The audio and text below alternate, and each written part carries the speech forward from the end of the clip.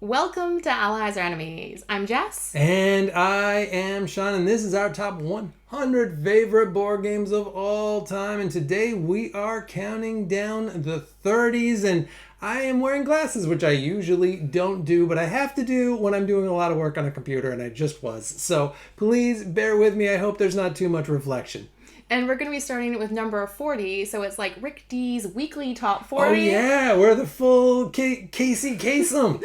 But it's our yearly one. It's starting with our number 40, and I'm going to kick things off.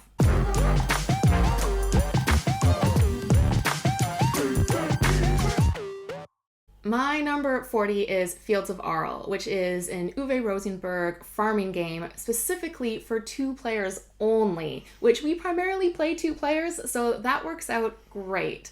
And I think in comparison to some of his other games, the feeding aspect is way less punishing. So if you played like Le Havre or Caverna or Agricola, so much of your time is getting food to feed your people. Whereas this one, like I barely consider it. So I really like just having all of these avenues open for what I want to do and how I want to transform resources and if I want to, build buildings, because there's a whole plethora of things you can do, because there is still the animal breeding, and this one's a peat farm, so there's clearing off the peat and then expanding your lands and moving your barriers down without having to worry about feeding along the way a whole lot is really nice. Yeah, some of them, especially Le Havre, I've always found, and some people are just going to be a lot better at it than me, so they're going to be like, what? No, it's so easy. I spend 90% of my time in that game just worrying about how I'm going to get food for people. It's like a Dickens novel. But this one, I have other problems because and I always talk about this, I still have not won this game, but there are so many interesting avenues for me to go down and manage to lose at.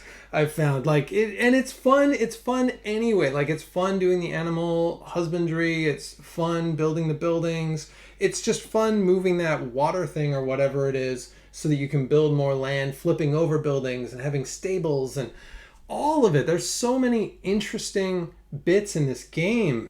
Yeah, and it's probably the biggest, heaviest 2-player only game that we own, or at least that I can think of that we've played. And I feel like there should be more of these 2-player big game versions of things. Yeah, there's this Rebellion and War of the Rings that we have, although those 2 are officially co-op, but no one in the history of the world has ever played those. But I was actually talking to folks about this just recently too, and we were saying the same thing, that most times I play heavy games with 2 players. So why not have more 2-player heavy games? So good work, Uwe.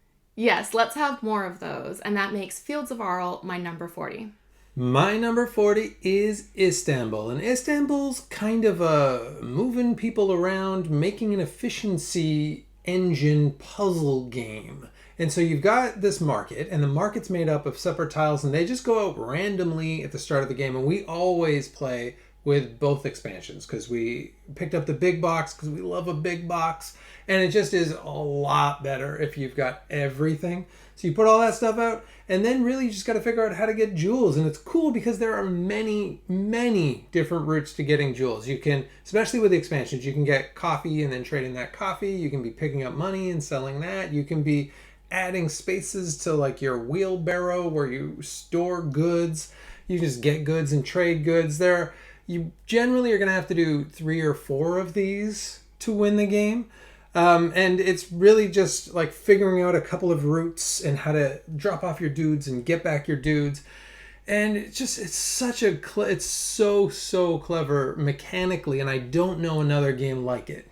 Yeah, I can't think of another game like it. And the interesting thing as well is because you're all competing for the same jewels, is you're keeping an eye on the other player often as well. Because you might see, they've got the goods to get this one, but it's going to take them 2 turns. So I'm going to go there first because it gets more expensive once one of those jewels has been taken off. So then the other person might be a little bit out of luck.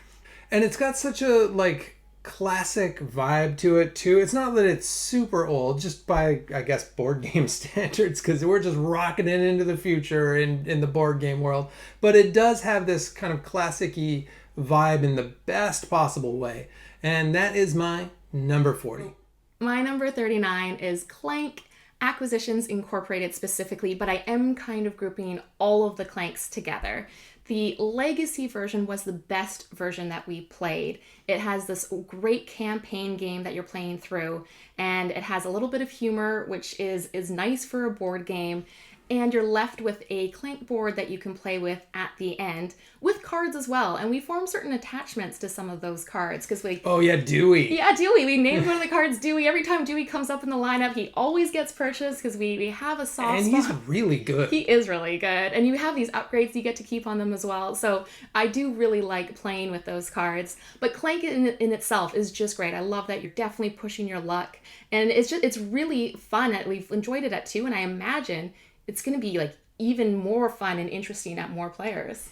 Yeah, we've only played this at 2, and we've played it a lot of times as well. And this is definitely meant to shine at higher counts. So how much we like this for not playing it at the right count says a lot. And another one I really like too is the space version, which adds a little bit more kind of play to the cards, a little bit more synergy. And I like the humor in that because I'm just a huge sci-fi movie nut. And it has so many great little in-jokes and stuff in it. And I like that Clank is one of the few board games that I think, especially Acquisitions, is legitimately kind of funny. It is. And for all of the cards, and no matter which board it is, all of the cards play into the tropes of just that little bit of humor. And Clank is my number 39. My number 39 is Tang Garden. And Tang Garden, first of all and most obviously, is beautiful. And that's what brings people to the dance. It's got the little figures that you've got standing up looking in different directions and these beautiful scenery tiles. And you're adding these pavilions and decorations. And all of it just looks so, so pretty. But on top of that, it is just a very good game. It's a very tight tile placement game where each turn you're either placing a tile or you're placing a decoration. And at first it feels a little bit like you're doing it cooperatively, which I feel like is something we say about a lot of the best tile placement games. They start off feeling like you're almost on the same team doing a thing, and then it gets very competitive because you realize pretty quickly as the decoration spots fill up that every time you put out a tile, someone else has now a chance to put out a decoration. Or if you can see the tile and you can see that this tile is going to close off a bit of land, you don't want anyone else to be able to get that. And you also want to make sure that you're not setting up anyone else as well. So you're creating a thing together, but really getting in each other's way as you do it in just like the funnest way. Yeah, it does feel a little bit like an abstract in that sense because you're constantly evaluating what possibilities you're opening up for your opponent with each decision that you make, which is super interesting. And then it also, when your characters go out to look on the scenery, that's another way that you can mess with them because you can put things that they don't want to be looking at, and it can be really tricky to turn your characters and look in a different direction or set it up just right. Yeah, and some of the characters as well quite specifically don't want to look at other characters or really don't want to look at stuff. These folks are very picky about their beautiful gardens. So you can really get in people's way. And there's only so many times you can turn them as well. So it's quite a puzzle. And that is my 39. My number 38 is Orléans. And Orléans is a bag building game. And so you're drawing your workers out of a bag, and we originally put capsules on them before we got the upgraded version because it's just so much nicer to bring out like clankier bits.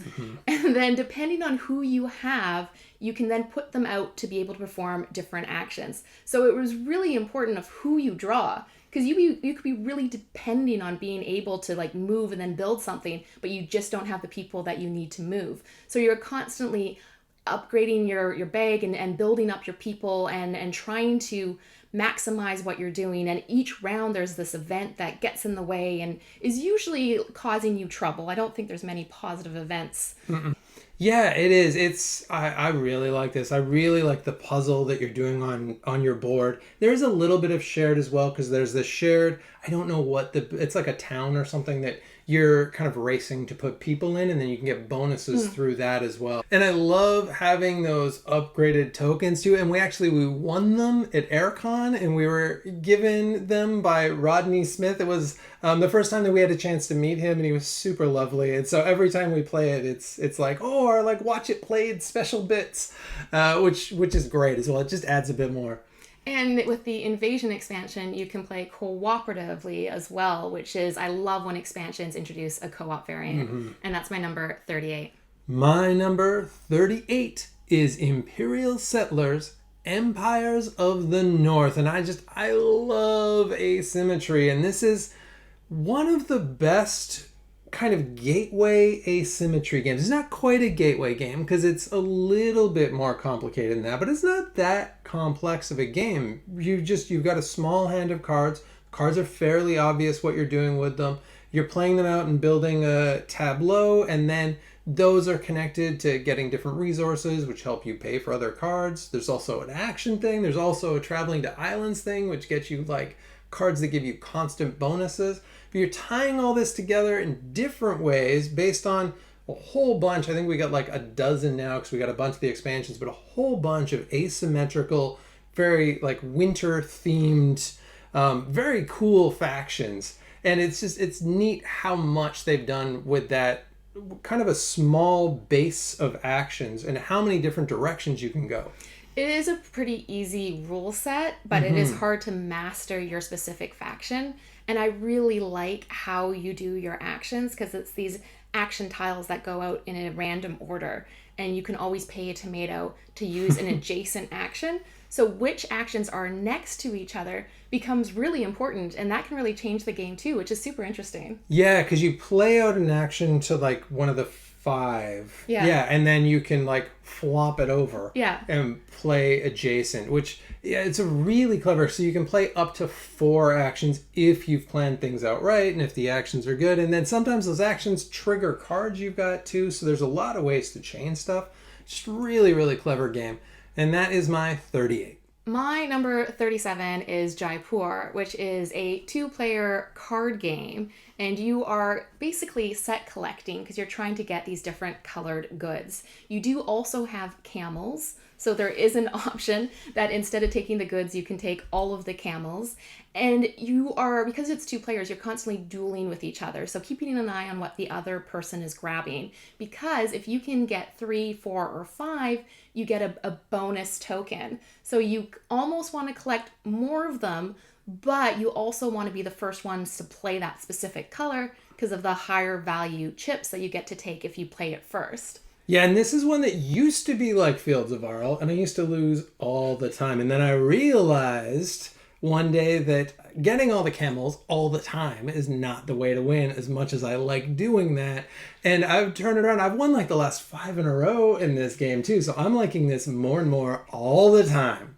Yeah, and I did not like that you learned how to play, but it does make it a challenge. And the nice thing is it's best out of 3. And we often go to 3 games. So almost every time. Basically every time. So we're quite competitive. And that's my number 37.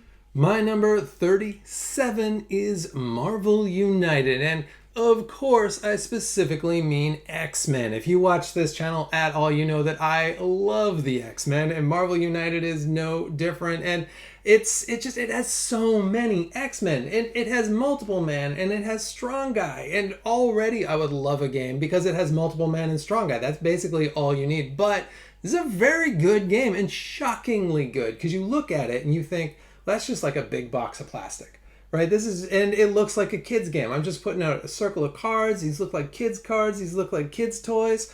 First of all, that's not a knock because I love kids' stuff. I watch a lot of cartoons. But also, it's not. This is a very clever and surprisingly difficult sometimes game. Like, we come down to the last card almost every time, especially with these X-Men villains, because they generally are fairly tricky.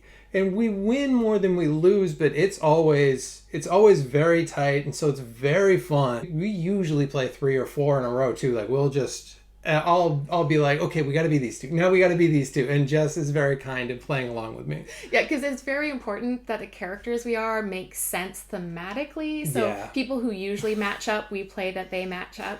And I'm really glad that you always set up the game, because if I had to find which mini went with which character, I would really struggle, because they're all the chibi style, so they all look lovely, but they also look a bit similar. So if you aren't like really in the know for X-Men, you might easily mistake a couple of them. Well, and they've got some deep cuts too, because there's all of like Alpha Flight, and there's some really like short time X-Men mixed in there, which is a huge selling point for me. We've been Alpha Flight a lot as well. This Canadian superheroes, yes please. But Marvel United, just a really cool system. And the X-Men one, I do think is really like the pinnacle of it. And that is my 37. My number 36 is Architects of the West Kingdom, which is by Shem Phillips. And originally, I wasn't too sure about Architects. I think the first few times we played it, it fell a little bit flat. If you're not familiar with it, it has this great mechanic where you can put your worker out, and how many workers you have at that space is how many of that resource you get. But the other player on their turn can always go and imprison you. So you're constantly keeping an eye on each other, because if Shawn's going to be getting like 5 bricks, well, it's time for me to imprison him so he doesn't keep going for bricks. So we are always pushing it, because I would often be like, oh, I need a wood, but, well, I can get 6 stones, so I'm definitely going here and making him catch me. And I think the more we played and the more we added in the expansions, the more it grew on us, and we just keep playing it more and more. Yeah, it definitely, it started as one of my least favorite. And partly that was because just the base game, I think it's grown on us for 2 players, but it's not its best count. But with the expansions, it kind of gets better and better for 2 players. But I love that basically the theme of this is going to City Hall and like ratting on people. So like I picture like the police go and arrest them. You're going there and you're just telling on everyone. This is just a game about grassing, as they'd say here in the UK. And it's really fun. And the jail just gets packed too. And then you got to go pay off the prison guards. There's so much fun theme in this game. And that mechanic, it's just such a smart mechanic. And then tying it thematically adds more to it. Yeah, and part of the tying into the theme is you can always do things in a like less savory way. So you use like the black market, or you pay off the prison guards, and then that gets you like the black cards that you have to try and like flip by the end, or there'll be negative points. But it does open up those options. And that is my number 36. My number 36 is Terraforming Mars. And Terraforming Mars has really, I feel like this is one of those games that just everyone has. Like everyone has this on their shelf now. Some people complain about it because the art is terrible, and that is 100% true. Some people now prefer Ares Expedition. I don't agree, because I would rather just play Race for the Galaxy than play Ares Expedition. I'm sorry. I still think it's good. But the original, I think, is the best bang for your buck. And the original with 1, maybe 2 expansions. It's just such a solid card engine game. Like it's great because you have so many paths. There are so many cards, and every game feels different. And we've played it a lot of times. And also having that shared board and putting this stuff out on the shared board, I like seeing that planet get terraformed. And I feel like the other versions don't have enough of that for me. And that visual component of actually putting this stuff out onto the planet, that is great. That is what I missed about the Ares Expedition, was seeing the transformation of the planet, and especially because we have the 3D printed tiles. So it really does like come to life as a living planet. And I will say though, we've only ever played 2 players, and I can see why Ares Expedition might be higher for folks if you're playing with a higher player count, because being able to do that simultaneous action selection would be so vital. Like, I don't think I would want to play regular Terraforming Mars at 4 players. It would last a long time. Yeah, if you're playing more than 2, I absolutely agree. You've got to go with Ares Expedition. It's just so much faster, and there can be a lot of downtime in regular Terraforming Mars. But if you're playing with 2 or solo, because it has a great solo mode, I would go regular terraforming Mars pretty much every time. And that is my 36. My number 35 is Hadrian's Wall. And I love flippin' rights, rolling rights, the whole genre. And this is the heaviest one that I've played.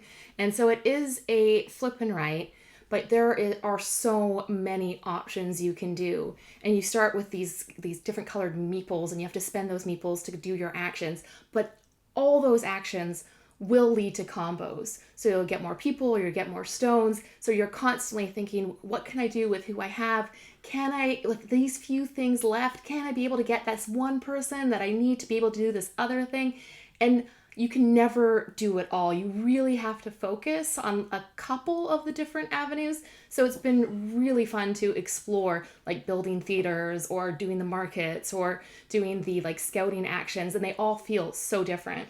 Yeah, this was on my list in the last chunk. And right after you were like, oh, I'm surprised that's so low. And I was right away like, oh yeah, that is too low. And yeah, and you're right. I think I had this too low because I really like this game. I play this quite a bit solo. This is one of my like most soloed games because it works so well solo. It's basically a solo game even when you play it with other people. But it's just such a fascinating puzzle, and to take all those different routes. Yeah, and it is interesting because it's so heavy. Everyone is just doing their own thing for the whole round. So you're not taking turns with one action. And that works so well. I'm just completely immersed in that puzzle as I try and figure it out. So I do think for heavier ones, I would also like to see that simultaneous action as well.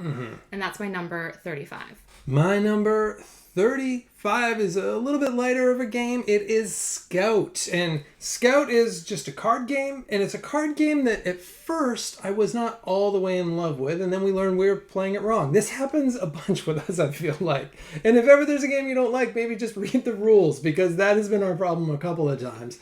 But Scout is this game where you've got a bunch of cards and they've got numbers on the top and the bottom. And once they're in your hand, they're locked in place. So right when you get them, you can choose whether to put them right side up or upside down, whichever way that is. And then that's it. They're there. And then you just got to play them out either in rows or in pairs. And you've got to like cleverly play them so that you're forming rows and pairs in your hand. And at first, you don't realize how much of a puzzle that is. But as you play it more and more, now we've played it a lot because this just lives in my backpack. And we're constantly out at the park or out at the pub or out wherever. Anytime we got kind of 10 minutes of like just time that we're going to fill. And as we've played it more, we're really learning all of the different strategies and really thinking about those turns. And it's getting more interesting every time we play it. And that is such a sign of a great card game. Yeah, because I think when we first started playing, I felt like it was so luck-based, based on just what you happen to have together. I was like, oh good, I've got like some triplets, I've got a run already, I'm in good form. But the more you play it, the more you realize you can set yourself up. You're like, okay, if I play these two first, now all of a sudden I've got like triplets with these ones that come together. Or if I take this one card and put it in just right, that will make it line up. And once I realized that there was a lot more to it than luck, I came to appreciate it a lot more.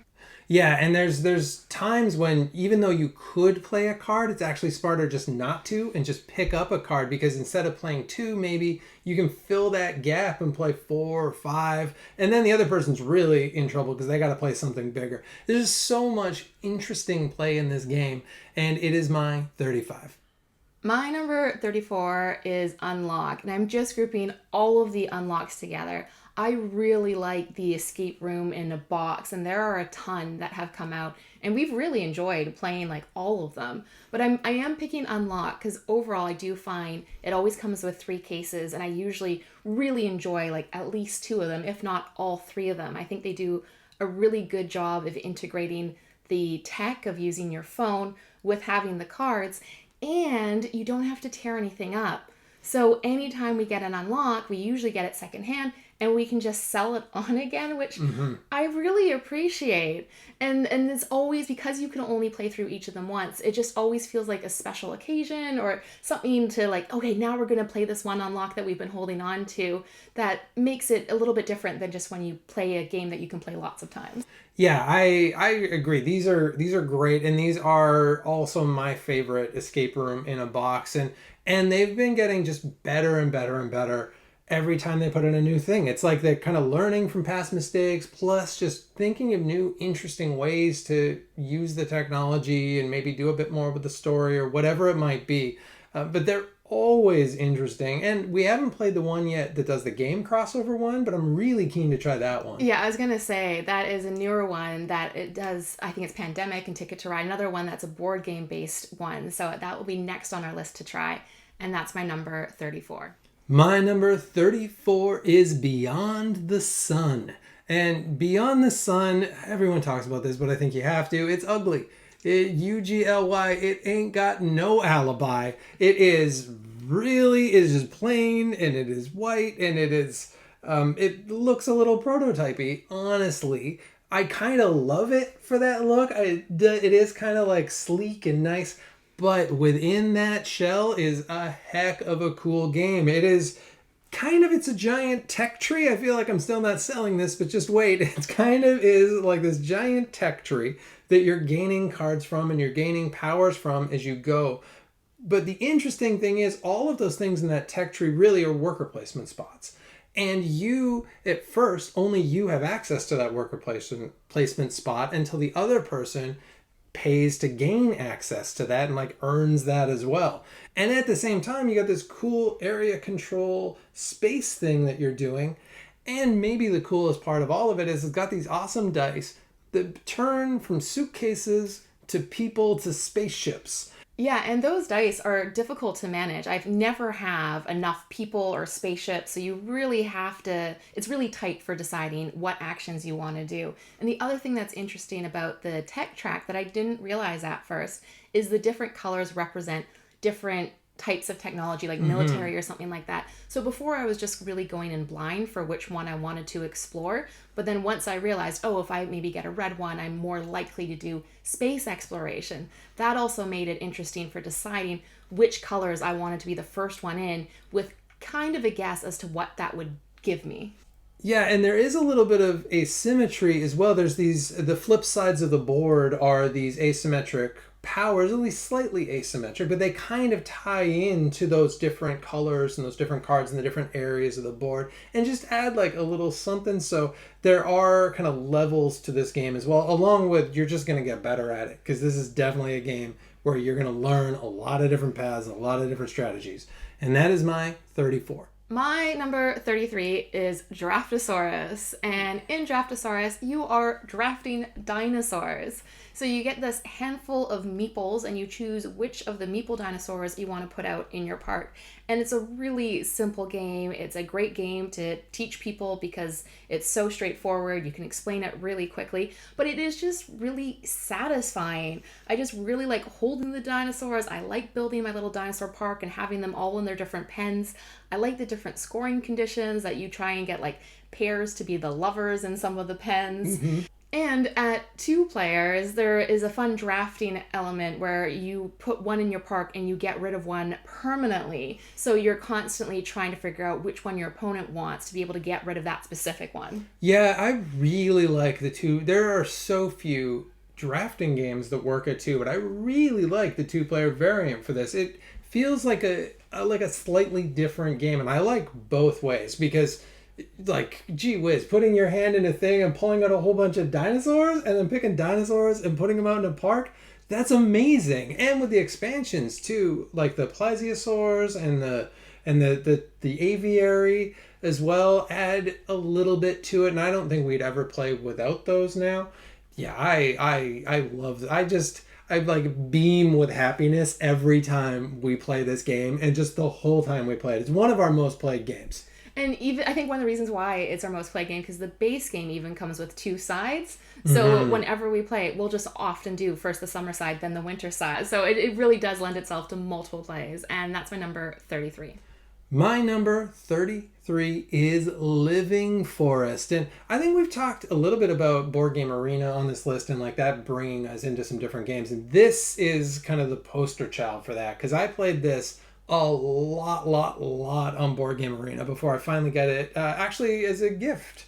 I think I was very happy to get it. And this is just this really cool card play game that's got a little bit of push or luck where you're playing out cards and then those cards tie to a few different actions. And I love when there's a bunch of different actions. And those actions tie to these game triggers. So you're building out trees or you are collecting up fire because there's like bad guys who are trying to kind of burn your village or whatever it is.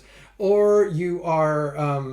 you're also getting these flowers, but we almost never accomplish that. Although the expansion does make that route a lot more viable. And the expansion's really good for this too. And it's whoever gets to one of those routes first. So you can kind of choose your route, but you kind of have to choose their route too, or else they're just going to go right into that. So if Jess starts to get fire, it means I'm also getting fire, or else she's going to whoop me. And that's a cool push-pull. Yeah, it is interesting because this is a game you, I think, like a lot more than me. I definitely think of it as more of your game, but I still really like it. I think I just don't realize how much I like it because it seems like a game I would like. There is the nature theme, the art looks lovely, the cards are great. It's a pretty decently priced game for everything that comes in it. And the push your luck element I really like as well because we never really do, because once you get 2 of the dark circles, then that means if you get a third one, you only get to do 1 action. Right, we never push it. We never push it. It's just as soon as we get 2, we're like, okay, nope, we're not going to risk it. Yeah, I gotta stay safe. So it's push your luck, but we don't push it, which I kind of like too. Yeah, I think the reason you find it maybe I'm right, a little bit tricky is I really like to do, there's a bit in it where you run around the circle. And when you run around the circle, you steal stuff from the other player. And I zip around that circle. I am such a thief in this game. I'm just like, I really set up that engine quick. And I think sometimes you're like, hey, slow it down. You don't need to run around the circle quite so much. But I'm always going to run around that circle. And this is my 33. My number 32 is Gaia Project, which is Terra Mystica 2.0. So if you're familiar with Terra Mystica, that's a fantasy theme. This Gaia Project is a space theme and ups the complexity a little bit. And we've said a few times on this list, we tend to play 2 players, and Gaia Project is definitely the better 2-player game. And one of the things, I think the main thing that I really like about it is how different each of the different factions are. It is very asymmetric. So again, that gets us playing it often to try and explore the different factions and how they play. And it's such a tight, interesting game of always wanting to spend your resources wisely to build the buildings, but that decision of which building do you build? Do you try and get the one that gets you the little token, or do you try and get your big building out that gets you the special powers? And you can, again, never do it all. And then with Gaia Project, the tech paths open up so many different options because there's so many different ones you can climb up and other ones that you'll want to try and climb up quickly and other ones that might just give you like the right resource at the right time. Yeah, this is, I love kind of tight games that I look at and think, how am I possibly going to do this? But then you do like just so much more than you ever thought you could, and this does that so well. It also, as a solo game, this is a tremendous solo experience for like a heavy game because the solo bot even like works with the asymmetry of the different factions as well to a point. And you can try out all the factions and all the asymmetry, and they're like a solid opponent. Like they're not just getting in your way; they're doing stuff. It shocked me how well and how like smoothly the solo works. But at any number, I love this game. And for each color faction, there's 2 sides to the board that play so differently. And I love it when they do that, when they pick lots of different colors and each one has 2 different ways of playing it.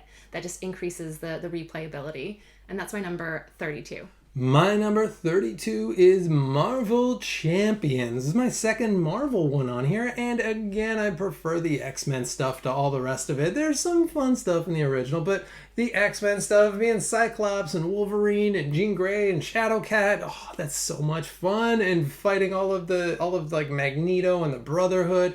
I love it. This is just such a slick card game. And I never thought I'd be into a deck builder. I never thought I'd be into like a living card game, or it's something that hasn't ever really appealed to me until this one. And partly it's the theme, but a large part of it is just the gameplay. They've just really, I feel like, simplified and kind of got to the core of like the fun of the game. Because this is a game that's just very easy to teach to people and just to like get into right away. But all of the decks feel different, and it's just like subtle differences between the cards, and you can build the cards and you can build the decks to kind of the way you want to play, but they're always going to have kind of half the cards are the core deck of whatever that character is. And even just the character power as well. And those characters, like Wolverine, plays nothing like Colossus and plays nothing like Jean Grey. They all play very different. And there's stuff like that it just really shines and really brings out that whole, like, I know about comics and I'm kind of a nerd for it and I feel rewarded. And I think the love of comics comes through in how you play, because all of the decks basically have allies that you can put out, but they're usually a bit of a high cost, and they're usually worth it. But you always have more allies than I do, because I think when they come in up in your hand, you're like, well, I'm going to have to play them. I got really excited about them, yeah. Yeah, and you can build your decks, but that isn't a part of the game that I find interesting. So there's a few little changes that you have done to some of the decks, but for the most part, I like just playing it as it is. So whether it's changes that you've made or how it comes, I don't then go and like tweak it. I just like exploring it how it is. You can just use the decks right out of the box, and they're very interesting. They work well. I think you can win most battles with any deck, pretty much. And that is Marvel Champions, my number 32. My number 31 is Cartographers, which is a flip and write game, and I love flip and writes, and this is one of my favorite ones. And what I like about it is you are just drawing out these terrains on a map, and I love things that you get to draw. And we usually go the extra mile. Neither of us are artists. We're terrible at drawing. No, we're pointedly not. But we do just like giving it a go. That's part of the fun. So in Cartographers, we draw the little houses and we draw the trees, and we specifically use the colored pencil crayons that you have to add to it yourself, but it's totally worth it. And so it's just a really chill flip and write that has that satisfaction of being able to build your village just right with the varying scoring that happens. It's chill, but it's not as well, because one of the key parts about it too is putting out these goblins which get in the way. And we've got the Heroes expansion. Heroes, it's kind of an expansion. It's kind of like, I think it's a standalone game that like crosses over and you can use both together. But it's got meaner goblins. It's got these ones that like gobble spaces all the time and move around, and like these continual conditions, as well as these heroes that you can put out to like fight off the goblins.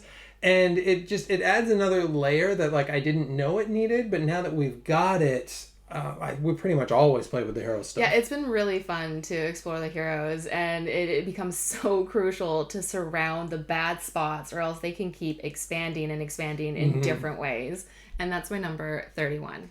My number 31 is Sea Salt and Paper. And earlier I talked about Scout, which is always in my backpack, and this one is always right next to it. These two games just live in my backpack, and we play these all the time. Sea Salt and Paper is just slightly pips it for me, because it has so many interesting different avenues that you can go. This is a pretty simple set collection game, where you've got 2 cards down, usually, and then the deck. And each turn, you just either picking one of those 2 cards, or you're looking at 2 cards from the deck and putting one back. And that's it.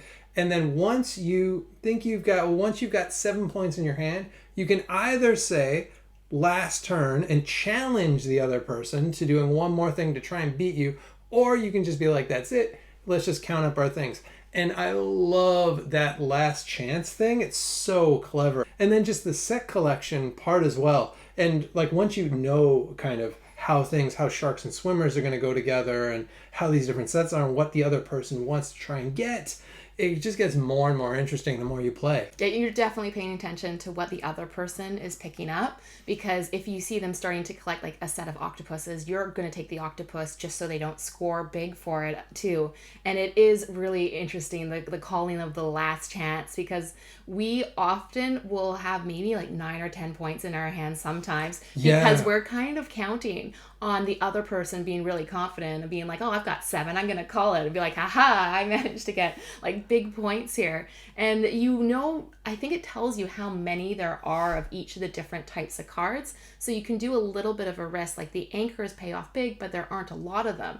But when you do get a pair of them, it's really exciting to get all of those points. And when you get 4 mermaids, you just win the game. So that's extraordinarily exciting. I've done it one time, and it's like one of the great moments of my life, I feel like. But this is my 31. And that is it. That brings us all the way down to basically the end of the 30s. Next time we'll be starting at 30. We'll be counting down the 20s. And then we are so close to number 1. And I'm not entirely sure actually what your number 1 is going to be. So I'm curious to find out. But thank you so much for watching. Please let us know in the comments if you've played the games we've talked about. And as usual, please like, subscribe, and hopefully we'll see you next time for another game.